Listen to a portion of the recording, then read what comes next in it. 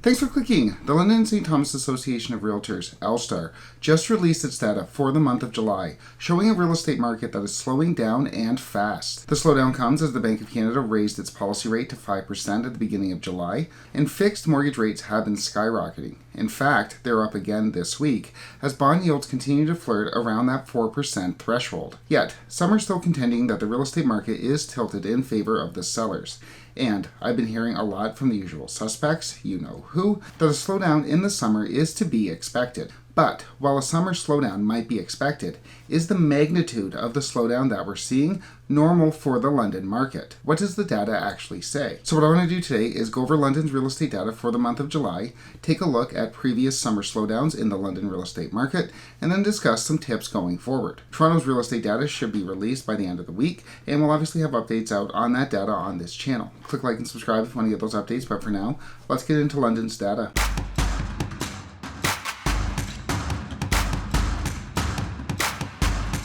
Onto the data. First off, the benchmark price. The benchmark price, if you'll remember, that's the price of a home, which represents the most popular set of features. The benchmark price in June in London was $626,200, and that dropped down to $612,800 in July. So that's a nearly $14,000 decrease in London's benchmark price, and the first decrease in the benchmark price that London has seen in 2023. And the average price of a home also saw a significant decline.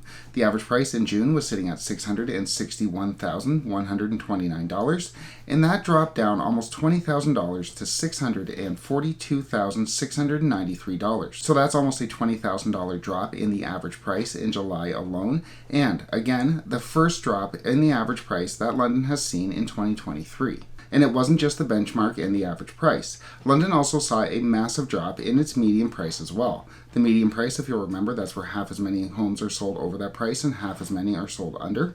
The median price in June was $628,200, and that dropped all the way down to $600,000 in July. And again, except for a $600 drop that we saw between February and March, that's the first major substantial drop in the median price that London has seen in 2023. And these price drops were reflected in the sales to list price ratio, the SLPR.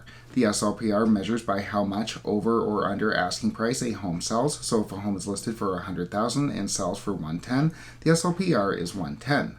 London's SLPR in June was 101, and that's down to 100 in July. So, on average, homes are selling for their asking price. Homes are no longer, on average, going over asking price. And the price drops make even more sense when we look at the months of inventory measurement, the MOI. The MOI measures if no more homes came to market, how long would it take for London to completely run out of homes for sale. The MOI in June was sitting at 1.9, and that jumped up to 2.5 in July.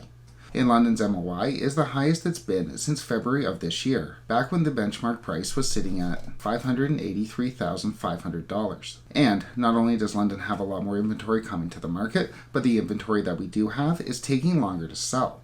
If we look at the median days on market measurement back in June, that measurement was sitting at 11, and that jumped up to 14 in July. So, half as many homes are taking longer than 14 days to sell, and half as many homes are selling shorter than 14 days. So, we have the benchmark average and median price all down substantially from June.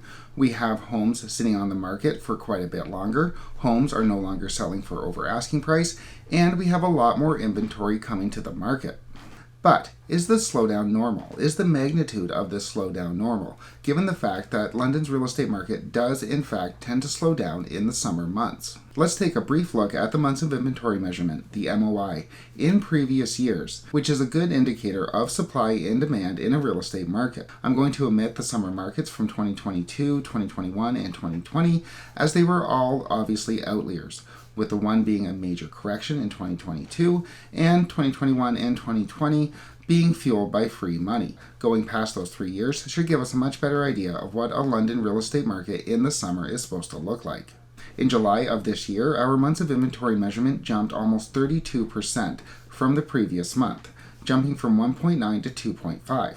However, if we go back to 2019, we can see that the MOI only jumped 6.67% between June and July, jumping from 1.5 to 1.6. If we go back another year, back to 2018, we can see that between June and July, the MOI only jumped 7.14%, moving from 1.4 to 1.5. And if we go back to 2017, we can see that the MOI only jumped 5% between June and July. So in 2017, 2018, and 2019, before the real estate market went on a free money binge, we did see slowdowns in the London real estate market during the summer, but we only saw minor slowdowns. We saw the MOI increase between 5, 6, and 7%.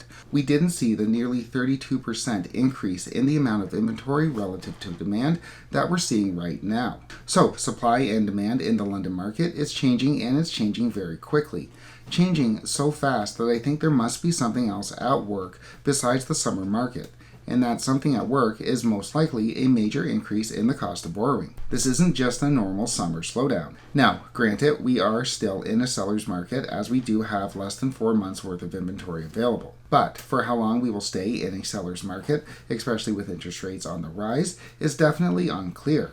As we saw in 2022, the real estate market can change, and it can change very quickly. As such, with the benchmark average and median price of a home in London falling and falling fast in July, I want to continue to be adamant about the need to include a finance and appraisal condition included with every offer to purchase. As we've talked about so many times on this channel before, especially in a shifting market, you don't want to be in a position where you've overpaid for a home, have the bank refuse to finance it, not be able to close, and then get sued. If your realtor does not want to protect your interest, if your realtor is advising against a finance and appraisal condition, then find a different realtor. With all of that said, my guess is that London's real estate market is going to continue to shift downward as the months go on. July's real estate market still had pre-approvals. People still had rates from 120 days ago, which were much, much lower than they are now. We should see the market shift to be more reflective of the increase in the cost of borrowing over the next few months, and we'll obviously continue to cover that market on this channel. Click like and subscribe if you want to get those updates, but for now, thanks so much for watching.